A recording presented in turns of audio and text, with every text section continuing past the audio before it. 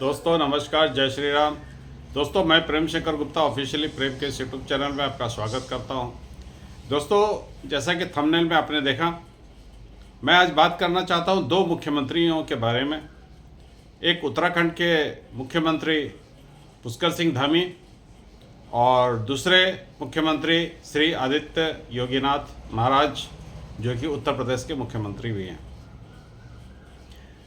हम चर्चा की शुरुआत करेंगे पुष्कर सिंह धामी के साथ में। इसके पहले मैं बताना चाहता हूं कि दोस्तों, भारतीय जनता पार्टी अपने आने वाले समय के लिए किस तरह लीडरशिप मुख्यमंत्रियों में डेवलप कर रही है, उससे मालूम चलता है कि अगर मोदी जी के बाद, अमित शाह के बाद एक दूसरे काबिल लोगों की लाइन, एक श्रृंखला बना के भारतीय जनता पार्टी रखना चाहती है और लोगों के सामने प्रस्तुत करना चाहती है कि ये आपके रोल मॉडल है और इस रोल मॉडल में से, इन रोल मॉडलों में से आप चुनिए किसे आप प्रधानमंत्री के रूप में देखना चाहते हैं।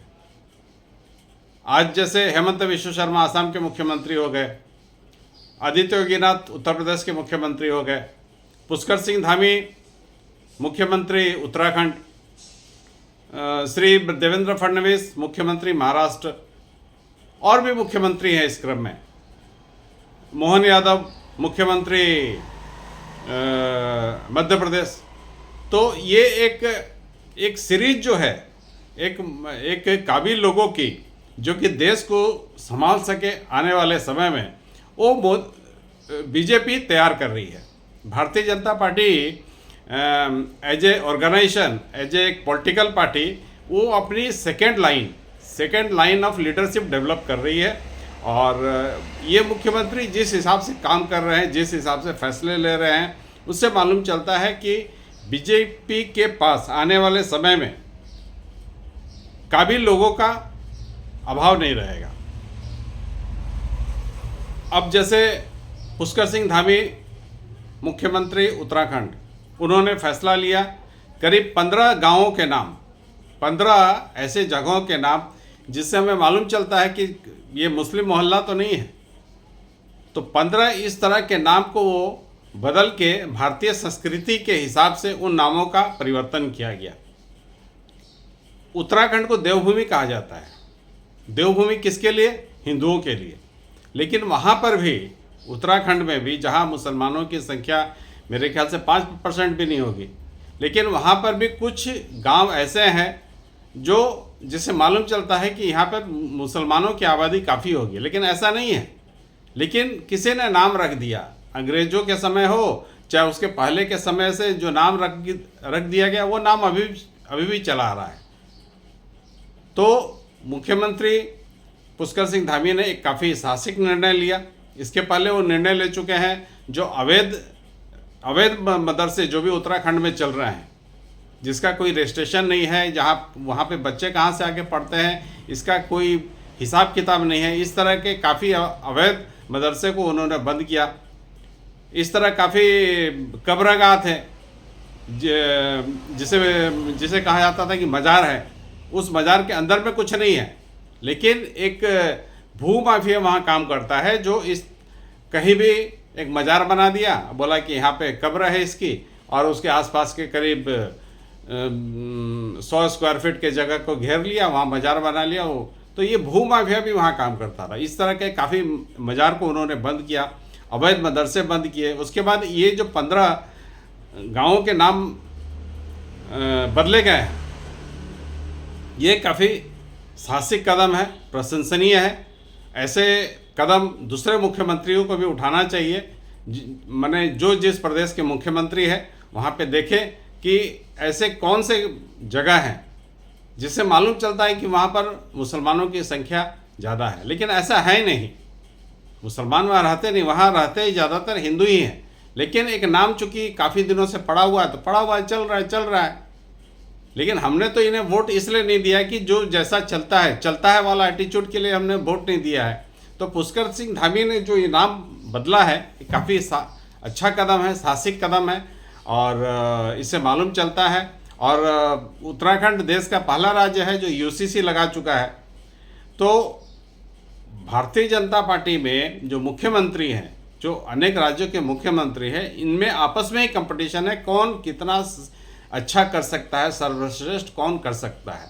तो ये कंपटीशन अच्छा है, हेल्दी है, होना भी चाहिए।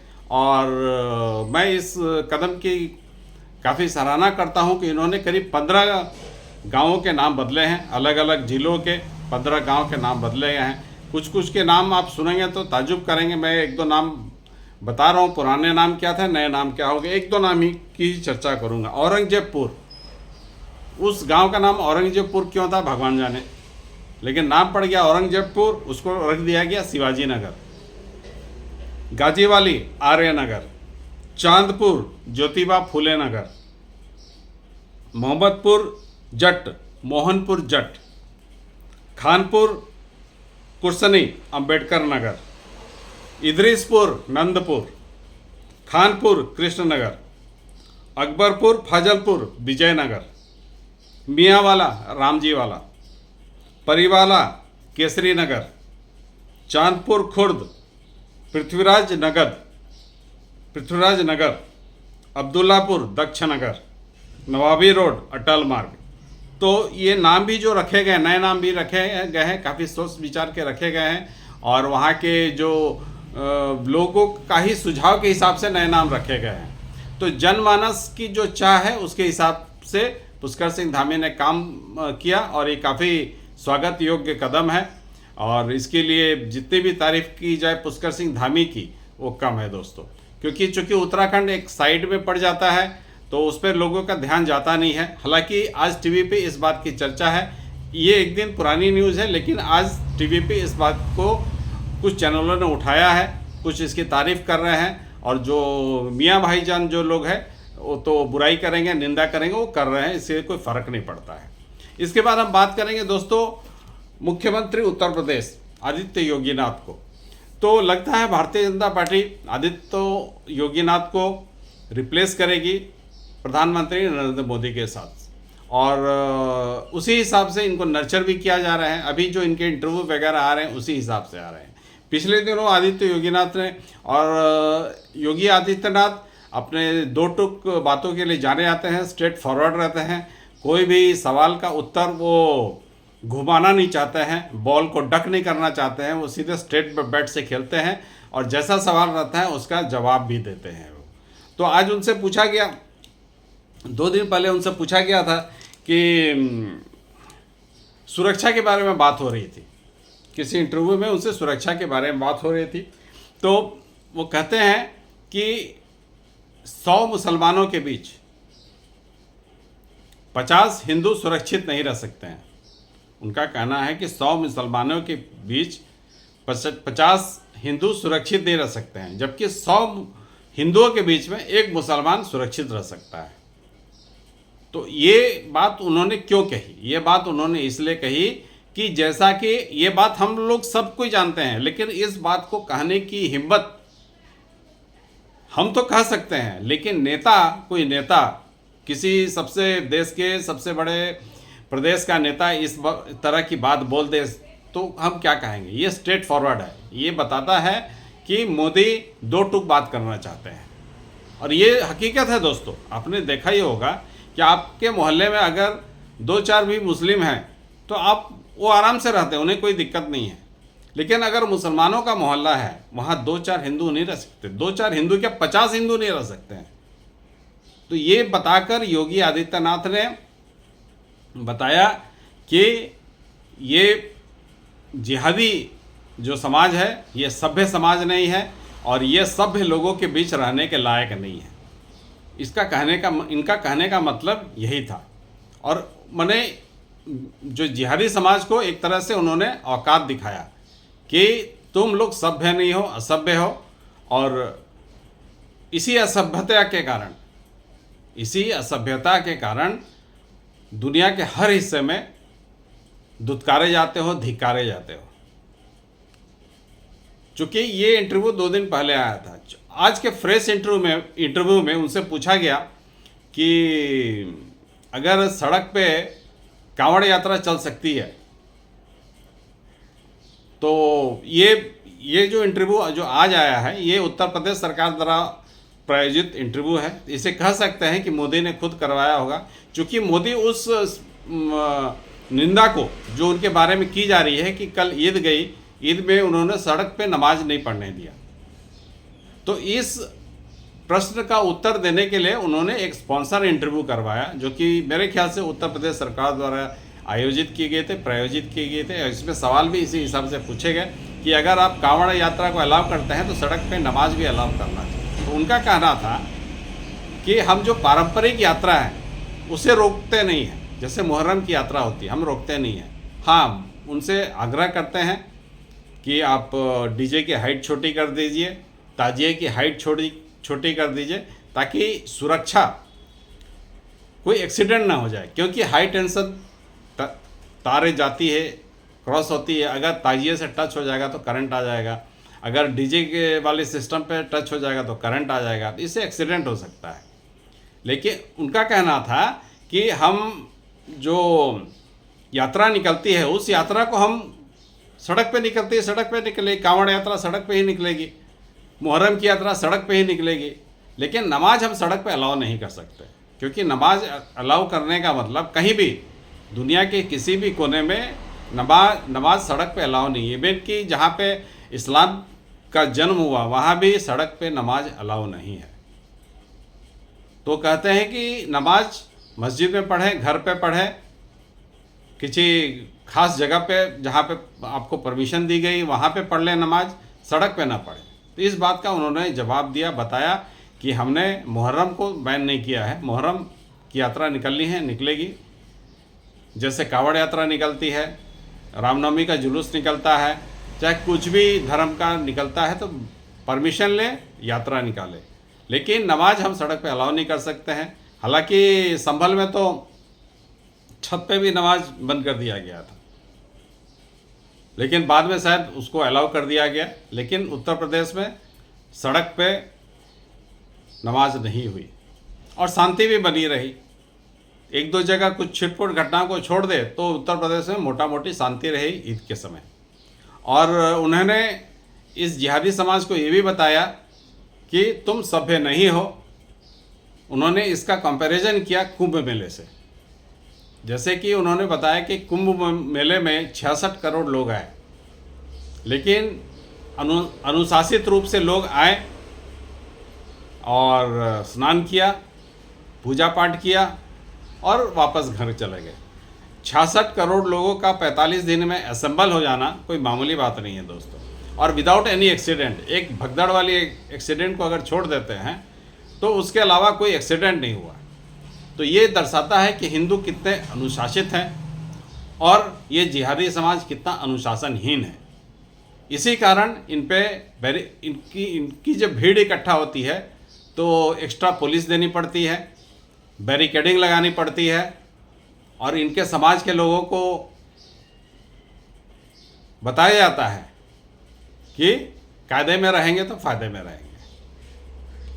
तो मैं बता रहा था बीजेपी किस हिसाब से अपने लीडरशिप को डेवलप कर रही है। तो ये back to back Yogi Adityanath का 2 इंटरव्यू आ जाना, इससे पता चलता है कि योगी आदित्यनाथ को बीजेपी एक प्रधानमंत्री के रूप में डेवलप कर रही है, और आने वाले समय में हम देखेंगे कि योगी आदित्यनाथ का नाम प्रधानमंत्री के रूप में चलने लगेगा, और फिर बाध्य होके योगी आदित्यनाथ एक दिन प्रधानमंत्री की कुर्सी संभालेंगे।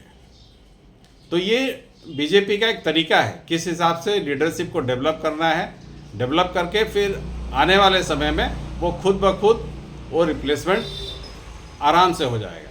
और एक मॉडल तैयार कर, जैसे गुजरात में मोदी जी ने गुजरात मॉडल दिया, देश को बताया कि ऐसे डेवलपमेंट किया जा सकता है, और कोई प्रदेश नहीं कर पाए। कांग्रेस शासित काफ़ी राज्य थे, बीजेपी शासित भी काफ़ी राज्य थे, लेकिन जो राज्य अच्छा कर रहे हैं उस पर ही फोकस करके गुजरात मॉडल को आगे बढ़ाया गया, मोदी जी की मार्केटिंग की गई, और समय आने पे मोदी जी प्रधानमंत्री बने। उसी हिसाब से अभी उत्तर प्रदेश को एक मॉडल स्टेट के रूप में लिया जाता है। और उत्तर प्रदेश में जिस हिसाब से क्राइम था, गुंडागर्दी थी, बिजली नहीं रहती थी, और भी रेप होता था। क्राइम जो था, रेप होता था। लोग शाम के बाद, बच्चियां तो निकल नहीं सकती थी, लोग लड़कों को भी बाहर नहीं भेजते थे रात होने के बाद में। ऐसा दहशत का वातावरण था। तो 7 सालों में योगी आदित्यनाथ ने अनुशासन के, लॉ एंड ऑर्डर के विषय में जो काम करके दिखाया है, ये देश के लिए मिसाल है। और जिस हिसाब से FDI वहाँ पे आ रहा है, फॉरेन डायरेक्ट इन्वेस्टमेंट वहाँ पे आ रहा है, वो भी देश के लिए एक मिसाल है। आज दूसरे नंबर की भारत में महाराष्ट्र तमिलनाडु के बाद दूसरे नंबर की अर्थव्यवस्था है उत्तर प्रदेश। और उत्तर प्रदेश में अब रोजगार का अभाव नहीं है। पहले जो उत्तर प्रदेश से लोग पलायन करके दक्षिण के राज्यों में जाते थे, पश्चिम के राज्यों में जाते थे, अब वो नहीं जाते। अब उत्तर प्रदेश में ही उनको रोजगार मिल रहा है। प्लस ये धार्मिक पर्यटन का जो कॉरिडोर खुल गया, इससे भी काफ़ी लोगों को रोजगार मिला है। तो अब लोग उत्तर प्रदेश में ही रहना पसंद करते हैं। और लॉ एंड ऑर्डर अच्छी हो गई है। लॉ एंड ऑर्डर अच्छी हो गई है तो बिजनेस वाले वहाँ पे इन्वेस्टमेंट करना चाहते हैं। इन्वेस्टमेंट होगा तो नौकरी आएगी, नौकरी आएगी तो लोग उसी प्रदेश में रहना चाहेंगे। तो मेरा कहने का तात्पर्य यह था दोस्तों कि आने वाले कुछ दिनों में आप देखेंगे कि भारतीय जनता पार्टी उत्तर प्रदेश को एक मॉडल स्टेट के रूप में मार्केटिंग करेगी। और उनके जो मुखिया है आदित्य योगीनाथ, उनको भी एक आने वाले प्रधानमंत्री के तौर पे उनका मार्केटिंग किया जाएगा, ब्रांडिंग किया जाएगा। और आने वाले समय में आदित्य योगीनाथ ही देश के प्रधानमंत्री बनेंगे। तो मेरा कहने का मतलब ये था कि अगर कोई पार्टी अपने नेक्स्ट जनरेशन, अपने नेक्स्ट लीडरशिप की लाइन डेवलप नहीं करेगी तो वो समाप्ति की ओर जाएगी। बीजेपी इस काम को कर रही है, next line of leadership develop कर रही है, जिसके लगता है कि आने वाले करीब कम से कम 20-25 वर्षों तक बीजेपी का भविष्य काफ़ी अच्छा रहने वाला है। और चूंकि बीजेपी देश के बारे में सोचती है तो देश का भविष्य भी जाहिर ही अच्छा रहेगा। तो फिलहाल ये एनालिसिस मेरा आपको कैसे लगा, ये कंटेंट कैसे लगे, अगर आपको पसंद आते हैं तो इस चैनल को लाइक करें, सब्सक्राइब करें और शेयर भी करें दोस्तों। फिलहाल इतना ही। जय श्री राम।